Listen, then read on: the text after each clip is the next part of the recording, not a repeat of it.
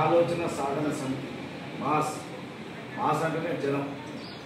ఆ జనంలో తిరుగుతున్నటువంటి వ్యవస్థాపక అధ్యక్షులు నరసింహరావు గారికి, అదేవిధంగా ఈ ఉమ్మడి నల్గొండ జిల్లాలో అది బీసీ కావచ్చు, ఎస్సీ ఎస్టీ కావచ్చు, మైనార్టీ కావచ్చు, బడుగు బలహీన వర్గాలందరికీ చేయూతను అందించి ఒక బహుజన ఉద్యమాన్ని ఇక్కడ ఏర్పాటు చేస్తున్నటువంటి ఉద్యమ ఉపాధ్యాయుడు మా కొత్తగట్టు మల్లన్న గారికి, అదేవిధంగా ఇక్కడికి వచ్చినటువంటి నా బీసీ సోదరులందరికీ, నా అన్నలందరికీ, నా సామాజిక ఉద్యమాలందరినీ తెలియజేసుకుంటున్నాను.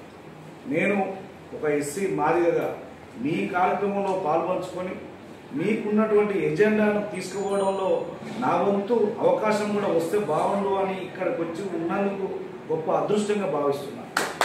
ఎందుకంటే నేను గతంలో చెప్పిన తెలంగాణనే చూసుకున్నాం, అది భారతదేశము, తర్వాత ఉమ్మడి ఆంధ్రప్రదేశ్, అదే తర్వాత విషయం.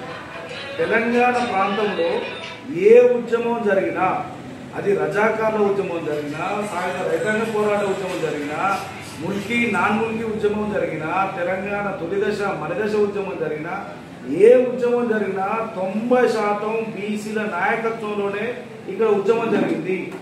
90% బీసీల నాయకత్వంలో జరిగితే ఉద్యమము చేయూత నుంచి బీసీల నాయకత్వంలో తెలంగాణ సాధించే ఉద్యమం నడిపిన వాళ్ళకి మరి తెలంగాణ సాధించిన తర్వాత ఇక్కడ రాజ్యాధికారం చేసుకోవడానికి మాత్రం అవకాశం దొరుకుతలేదు. మరి అదేందో నాకు ఎందుకు దొరుకుతలేదు అని అంటే 90% ఉద్యమాలు చేస్తానికి పనికొచ్చిన మనం రాజ్యాధికారం చేస్తానికి ఎందుకు పనికొస్తున్నాం అంటే మనకు నమ్మకము, ఒకరి మీద ఒకరికి విశ్వాసము, ఒకరు ఎదుగుతుంటే ఒకరు సపోర్ట్ చేసే విధానం లేకపోవడమే దీనికి కారణం అని చెప్పి నేను భావిస్తున్నాను.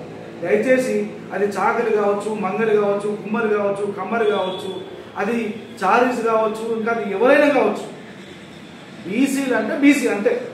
అందుకనే డాక్టర్ బిఆర్ అంబేద్కర్ గారు బీసీని ఒక క్యాస్ట్గా తీసుకోవాలి. దయచేసి మీరు ఆలోచించాలి. బీసీ అంటే మేము మంగలి మాది ఒక క్యాస్ట్, మేము చాకలి మాది ఒక క్యాస్ట్, మేము ఒక విశ్వబ్రహ్మణ మాది ఒక క్యాస్ట్, మేము కుమరోళ్ళు మాది ఒక క్యాస్ట్, మేము కమ్మరోళ్ళు మాది ఒక క్యాస్ట్. ఇట్లా చూడకండి దయచేసి.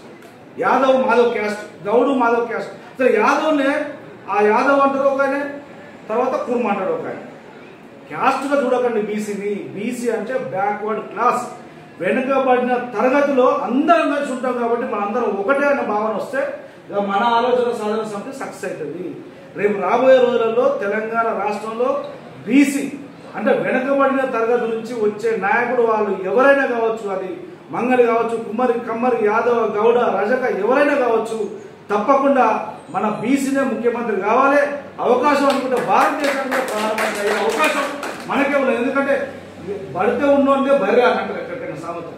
బడితే ఉన్న చేతులు ఉంది, 1% లేని చేతులు ఉంది బడితే. మనం అందరం గుంపు అయిపోతే 1% ఉన్నాడు కలిసి వాణ్ణే కొట్టి వాని కన్నా భర్త ఉంచుకొని బర్రెను స్వాధీనం చేసుకోవాలి. భారతదేశాన్ని వెళ్ళాలి, తెలంగాణ కూడా ఏలాలి. కాబట్టి బీసీల చైతన్యం ఖచ్చితంగా రగల్చాలి. ఖచ్చితంగా మీరందరూ ఒకటి కావాలి. మీరందరూ ఒకటై తర్వాత ఇంకా వెనుకబడిన ఎస్సీలను, ఎస్టీలను, మైనార్టీలను అందరిని చేతముడుకొని వాళ్ళందరి నాయకత్వం వహించి బీసీల చేత రాజ్యాధికారం చేరెక్కించుకునే విధంగా మీ మాస్ కార్యక్రమం ఉండాలని, దానికి ఎస్సీల తరపున నా వంతు పాత్ర ఎప్పటికీ ఉండాలని చెప్పి తెలియజేస్తూ నాకు ఇక్కడికి అవకాశం కల్పించి నాకు మాట్లాడే అదృష్టం కల్పించిన మీ అందరికీ పేరు ధన్యవాదాలు తెలుసు. జై పూలే, జై అంబేద్కర్, జై బహుజన, జై బీసీ.